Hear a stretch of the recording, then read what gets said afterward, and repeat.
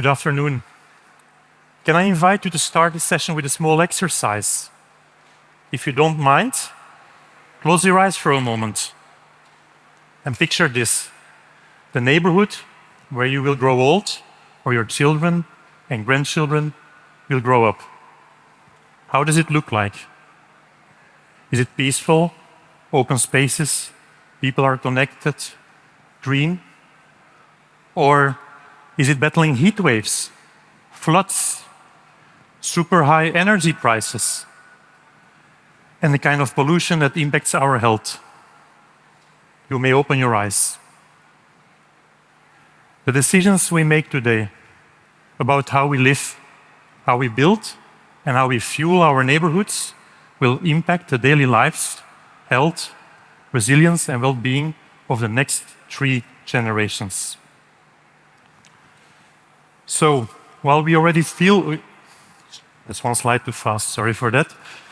While we already feel the impact of the climate crisis and are paying high energy costs, this is unfortunately the beginning. It can get worse, and it will get worse unless if we rethink and reshape our neighborhoods. And that's what this session is about. So, I'm Maarten. I'm professionally driven by one thing, and it's creating positive impact for the 4 children at home, but also for the society as a whole. And this journey started more than 20 years ago with a master thesis designing a circular bamboo house for Latin America, which after I constructed with a local community in Nicaragua. But it was already a long time ago, as you see on the picture when I was young and good looking, I have to say. But right now, I lead the energy policy team at VITO. So we redesign European, national, and Flemish policies. If you talk about climate policies, you most likely think about these targets that are being set, very often theoretical. And you wonder maybe yourself, are these just theoretical promises, commitments on paper, but not in reality?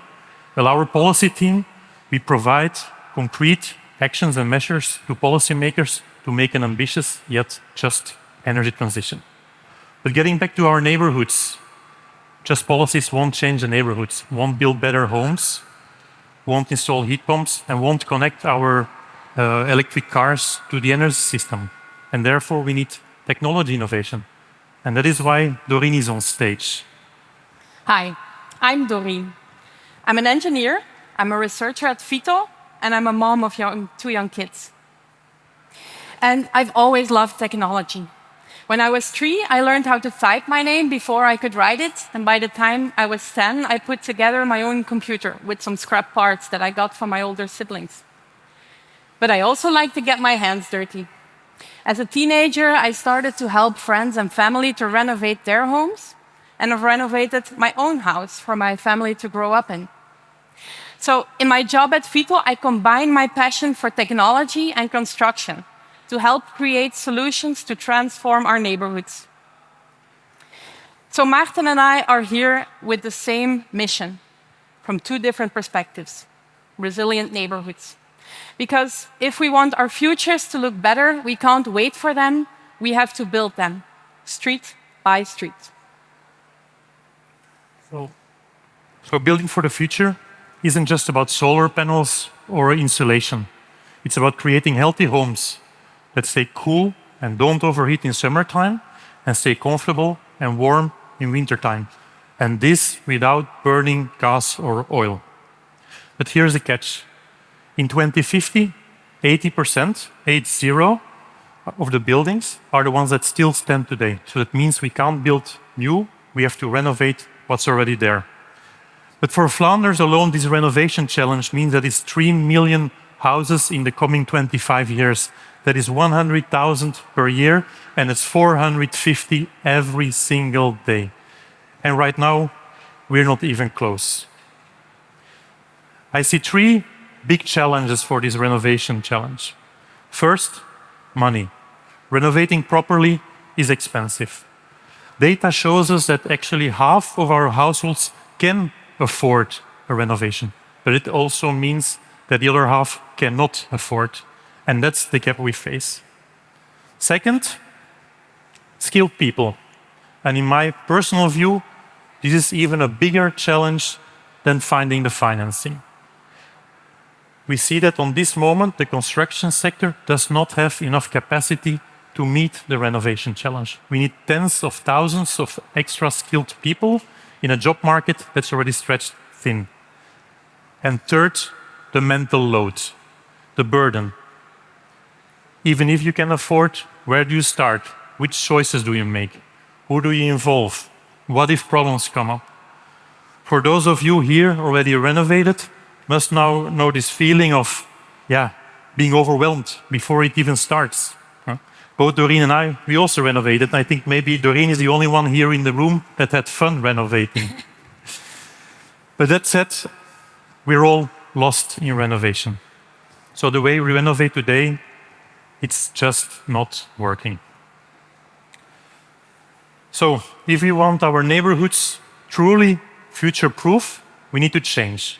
We need to speed up the process. We need to give it more depth. And most important, we need to take people along. So we need to think and do differently. We need to change the mindset from me to we, from individual renovation to collective transformation.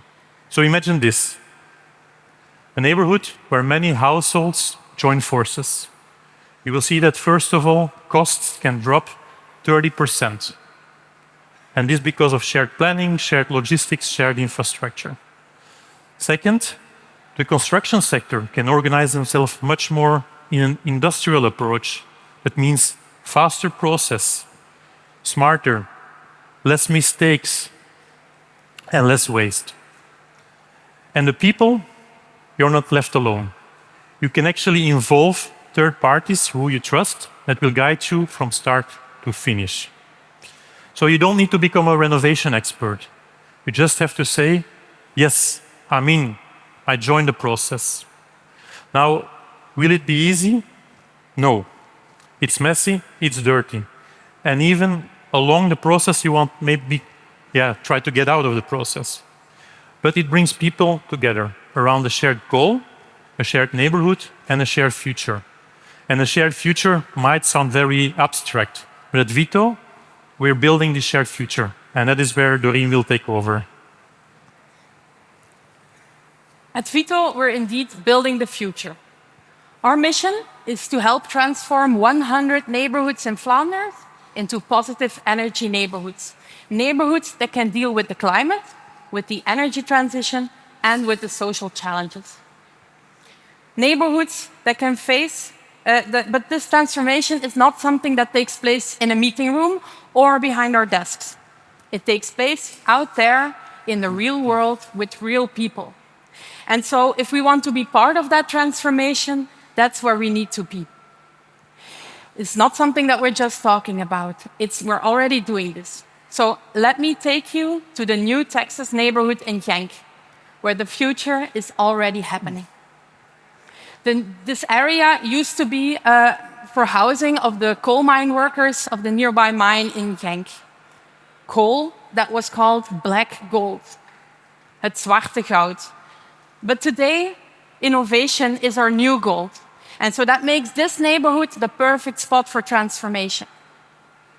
New Texas is part of our Open Lab project, an international project that we lead together with over 30 partners, where we build, test, and scale solutions to transform neighborhoods all across Europe. And at the core of this project are people. People like Anju, who lives there with her 2 teenage daughters. People like Jarna and Angela, who just became parents. And people like Christina, who's lived there over 30 years. They, together with 30 other families, embarked on a journey with us to help transform their neighborhoods into a positive energy neighborhood. But what is a positive energy neighborhood? A positive energy neighborhood is a neighborhood that produces more energy than it consumes. But it's not just about low-energy homes with some solar panels, because all buildings will still need energy. But the thing is, they don't all need it at the same time. Think about a school. It uses most of its energy during the weekdays. But in the weekend, or now in the holidays, the solar panels on the roof of that school are still producing energy. Or think about the football stadium. On a regular day, there's not much, the infrastructure is not really used, but then on match day, it becomes an energy hotspot. So it's really about connecting all those different activities, buildings, the transportation system, the local energy network, how they can work together as a smart and integrated system.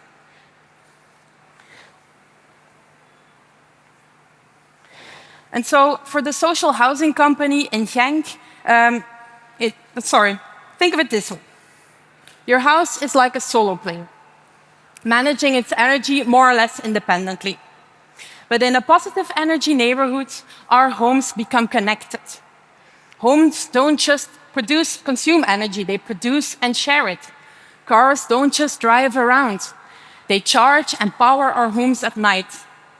By mapping those energy profiles within the neighborhood, we can find opportunities for new synergies.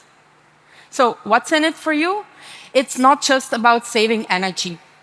It's also about getting more value for money. Instead of all over-investing in our own individual solution, we can share that infrastructure. We can reduce waste. And we can build connections, not just between technologies, but between people. And so it's no longer about individual efficiency, it's about collective intelligence. Is it easy? No, I'm afraid not. And so what we're doing in Genk is not a one-off demonstration of a mature technology. No, it's really part of a real-life test environment, a living lab, where we're constantly still testing, evaluating and learning to optimize those technologies to create the smartest possible solutions for those neighborhoods. Because for the social housing company, Wonen in Limburg, who owns these homes, this is just the beginning. In the next years, they will renovate 1,000 homes every year.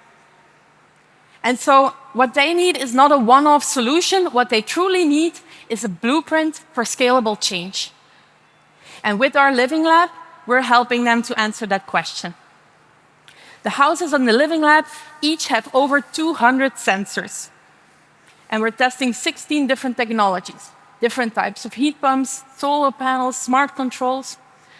But what I'm most proud of is that every one of those homes has a different combination of technologies.